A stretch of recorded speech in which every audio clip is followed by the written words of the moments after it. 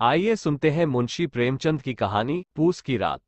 हल्कू ने घर आकर अपनी पत्नी मुन्नी से कहा, घर में जो रुपए रखे हैं उसे ले आओ। सहना आया है, उसे दे देता हूं ताकि उससे पीछा छूटे। बरामदे में झाड़ू लगा रही मुन्नी ने पलटकर गुस्से से हल्कू को देखा और बोली, 4 रुपए ही तो बचे हैं घर में, अब वो भी सहना को दे दोगे तो माघ पूस की कड़कड़ाती ठंड कैसे कटेगी। सहना से कह दो कि अभी पैसे नहीं है, फसल कटने पर दे देंगे।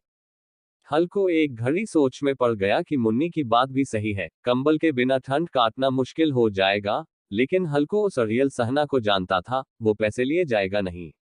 हल्को ने सोचा कि सर्दियों को सर्दियों में देख लेंगे, फिलहाल इस बला से तो पीछा छूटे। हल्को अपनी पत्नी की ओर बढ़ा और उसके पास जाकर बैठते हुए धीरे से उसकी खुशामद करते हुए बोला, दे देना पैसे, कम से कम ये पीछा तो छोड़ेगा और कंबल के लिए मैं तब तक कोई दूसरा उपाय सोच लूंगा। हल्कू की बात सुनकर मुन्नी गुस्सा हो गई। हल्कू को गुस्से से घूरते हुए मुन्नी ने कहा, तुम तो चुप ही रहो, बताओ जरा कौन सा उपाय है तुम्हारे पास। ऐसे ही कोई तुम्हें खैरात में कंबल तो देगा नहीं। न जाने कौन सा कर्ज है जो कभी चुकता ही नहीं। तुम ना खेती करना छोड़ दो, क्या फायदा खेती का जब फसल होते ही पूरी कमाई कर्ज चुकाने में चली जाए। तुम्हें जो सही लगता है तुम करो, लेकिन मैं तो एक पैसा नहीं दूंगी। मुन्नी को गुस्से से लाल होता देख हल्कू उदास हो गया और धीमे से बोला, तो क्या मैं उसकी गाली खाऊं। उसकी बात सुनकर मुन्नी का मन पसीज गया और आवाज में थोड़ी नरमी लाते हुए वह बोली, ऐसे कैसे वह गाली देगा, क्या उसका राज चलता है यहाँ। मुन्नी जानती थी कि हल्कू की बात में कड़वी सच्चाई है, इसलिए वह उठी और चुपचाप कमरे से रुपए निकाल कर ले आई और हल्कू को थमाते हुए बोली, मैं फिर कह रही हूं तुम ये खेती बाड़ी छोड़ दो, मजदूरी करोगे तो कम से कम किसी की सुननी तो नहीं पड़ेगी और 2 वक्त का खाना तो नसीब होगा।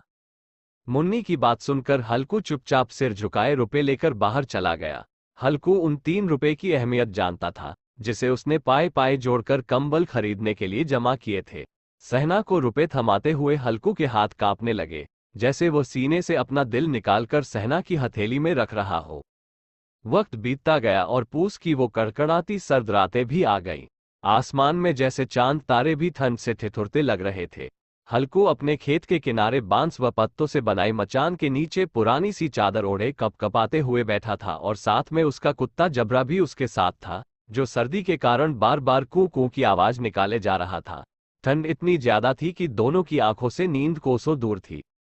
सर्दी से खुद को बचाने के लिए हल्कू ने अपनी गर्दन को घुटनों से सटाते हुए अपने कुत्ते की ओर देखते हुए कहा, जब पता था कि यहाँ इतनी ज्यादा ठंड है तो क्यों मेरे पीछे पीछे खेतों में आ गया।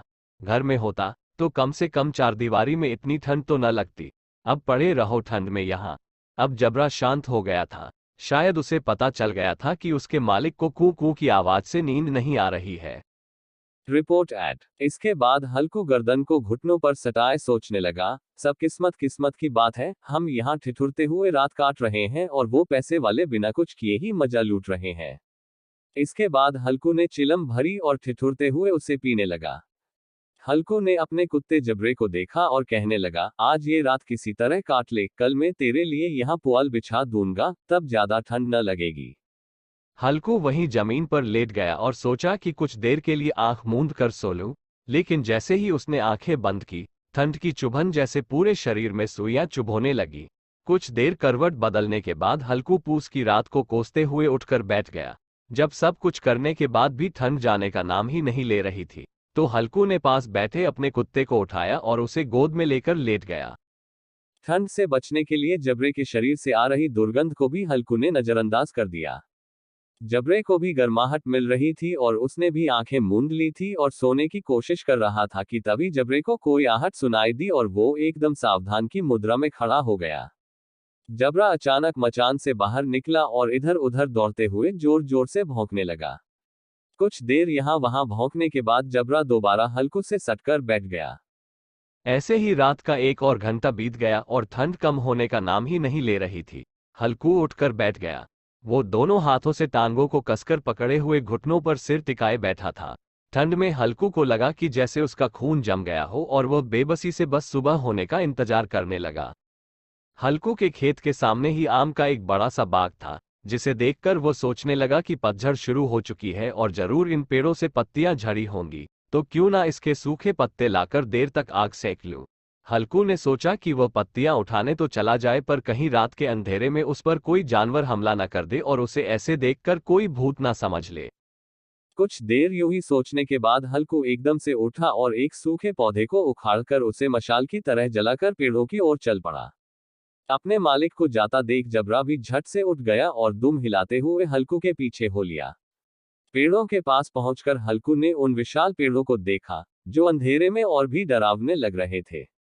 अपने मन के डर को दबाते हुए हल्कू नीचे झुका और पेड़ों के आसपास पड़ी पत्तियों को बटोरने लगा। सूखे पत्तों को समेटने की वो आवाज और ठंडी हवा के झोंकों से आ रही पेड़ों की सरसराहट हल्कू को डरा रही थी। ठंड में नंगे पांव पर कंकड़ तो मानो तीर की तरह चुभ रहे थे। उन सब से ध्यान भटकाने के लिए हल्कू ने जबरे से बातें करना शुरू कर दिया और कहने लगा, लग रही है ना तुझे भी बहुत ठंड, बस थोड़ी सी पत्तियां और इकट्ठी कर लेते हैं, फिर दोनों खूब आग सेकेंगे। हल्कू जितनी पत्तियां समेट सकता था समेट ली और मचान की ओर चल पड़ा। मचान के बाहर पहुंचकर हल्कू ने पत्तियों में आग लगाई। देखते ही देखते आग धधकने लगी और उसकी लपटें पेड़ों को छूने लगी। हल्कू और जबरा वहीं आग के पास बैठ गए। हल्कू अलाव में कभी अपने हाथ सेंकता, तो कभी पांव, तो कभी आग की ओर पीट कर बैठ जाता।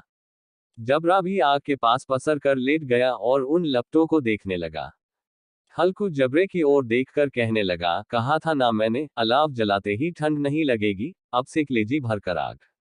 कुछ समय बाद वो आग की लपटें जैसे कहीं गुम हो गईं और पत्तियों का ढेर सिमट कर राख में बदल गया। अब तो बस कोई हवा का झोंका आता तो बची कुची चिंगारी कहीं बीच में लाल लाल अनार के दानों सी दिखाई देती। हल्कू राख की थोड़ी सी गर्माहट में वहीं चादर ओढ़े दुबक कर बैठा हुआ था, लेकिन जैसे जैसे रात बढ़ती जा रही थी ठंड उसे और जकड़ने लगी थी। कुछ देर बाद हल्कू वहीं राख के ढेर के पास लेट गया। हल्कू को नींद आने ही वाली थी कि जबरा फिर से अचानक उठ गया और खेत की ओर जोर जोर से भौंकने लगा। हल्कू के कानों में भी कुछ आवाजें आ रही थीं, जैसे जानवरों का बड़ा झुंड खेतों में घुस आया हो और उसकी फसल चर रहा हो। जानवरों की हलचल की पूरी आवाजें हल्कू के कानों में पड़ रही थीं। हल्कू आंखें मूंदे ही सोचने लगा कि जबरे के होते हुए आखिर कोई जानवर खेतों में कैसे घुस सकता है, जरूर मुझे कोई धोखा हो रहा होगा। हल्कू ने आंखें खोले बिना ही जबरे को आवाज लगाई, लेकिन जबरा खेतों की ओर मुंह किए जोर जोर से भौंकता रहा, पर उसके पास नहीं आया। कुछ देर बाद खेत में चरने की आहटें तेज हो गई और अब हल्कू को पूरा यकीन हो गया कि खेत में जरूर जानवर घुस आए हैं। अपने आलस को झकझोरते हुए हल्कू आधे मन से उठकर बैठ गया। इस कपकपाती ठंड में उठकर खेत में जाना और फिर जानवरों को भगाना उससे बेहद मुश्किल सा लग रहा था। हल्कू वहीं बैठे बैठ जबरे को आवाज देने लगा। हल्कू की आवाज सुनकर जबरा और भी जोरों से भौंकने लगा। खेतों में नीलगाय का झुंड घुस आया था, जो पूरी तैयार फसल को चरने के साथ ही उसे तहस नहस किए जा रहा था। जबरा अपना गला फाड़ फाड़ कर भौंके जा रहा था, जैसे उन्हें वहां से चले जाने को कह रहा हो। इस बार हल्कू ने पक्का इरादा करते हुए खुद को समझाया और चादर को शरीर पर लपेटते हुए खेत की ओर जाने के लिए कदम बढ़ाने लगा। हल्कू कुछ कदम ही चला था कि अचानक तेज हवा के झोंके ने उसके कदम रोक लिए। हल्कू को ऐसा लगा कि जैसे किसी ने सैकड़ों सुइयां उसके शरीर में चुभो दी हो और उसका पूरा शरीर अकड़ गया हो। हल्कू दौड़ता हुआ राख के ढेर के पास लौट आया और पास पड़ी लकड़ी से उसे कुरेदने लगा, ताकि उसके शरीर को कुछ तो गर्माहट मिले। जबरा खेतों के पास भौंकता रहा और हल्कू उस राख के ढेर के पास सिकुड़ कर बैठा रहा, जैसे उसे किसी ने जकड़ रखा हो। नीलगाय के झुंड ने देखते ही देखते पूरे खेत को तहस नहस कर दिया। हल्कू उसी राख के ढेर के पास चादर ताने सो गया और जानवरों के जाने के बाद जबरा भी हौंफते हुए हल्कू के पास आकर बैठ गया। सुबह जब हल्कू की आंख खुली तो दिन चढ़ आया था और धूप निकल आई थी। सामने बैठी मुन्नी उसे गुस्से से घूरते हुए जोर जोर से कह रही थी, दिन भर सोए रहोगे क्या? उठकर देखो तो सही, जानवरों ने पूरी फसल का क्या हाल कर दिया। अब हम क्या करेंगे? तुम्हारे रात में खेत में होने का क्या फायदा? अगर चादर तान कर सोना ही था तो घर पर ही पड़े रहते। मुन्नी को चुप होते ना देख हल्कू धीरे उठा और उससे पूछा, क्या तुम खेत से होकर आ रही हो? क्या सच में हमारी पूरी फसल तबाह हो गई है? मुन्नी ने गुस्से से जवाब देते हुए कहा, हाँ, सब कुछ खत्म हो चुका है, हम तबाह हो चुके हैं। हल्कू जानता था कि मुन्नी ऐसे चुप न होगी, तो उसने बहाना बनाते हुए कहा, तुझे तो बस खेत की पड़ी है, मैं यहाँ रात में मरने से बाल बाल बचा। रात को मेरे सीने में इतना तेज दर्द उठा कि मैं हिल भी न पाया। ये तो मैं ही जानता हूं कि दर्द के साथ मैंने कड़कड़ाती ठंड के बीच रात कैसे काटी है। हल्कू की बात सुनकर मुन्नी कुछ न बोली। फिर दोनों खेत के पास आ गए और बुरी तरह रौंदे हुए खेत को देखने लगे। खेत की दुर्दशा देखकर मुन्नी के चेहरे पर उदासी छा गई और वह मन ही मन सोचने लगी कि अब गुजारा कैसे होगा। पर हल्कू के चेहरे पर एक अलग शांति थी। मुन्नी ने चिंता जताते हुए हल्कू से कहा, लगता है अब मजदूरी करके ही दिन काटने पड़ेंगे। हल्कू ने चेहरे पर हल्की सी मुस्कान बिखेरते हुए कहा, चलो कम से कम अब इन सर्द रातों में यहाँ सोना तो नहीं पड़ेगा। कहानी से सीख, मजबूरी में इंसान को कई बार न चाहते हुए भी कठिन फैसले लेने पड़ते हैं, जो हमारे भविष्य को प्रभावित कर सकते हैं। विपदा कभी भी आ सकती है, इसलिए हमेशा चौकस रहना जरूरी है।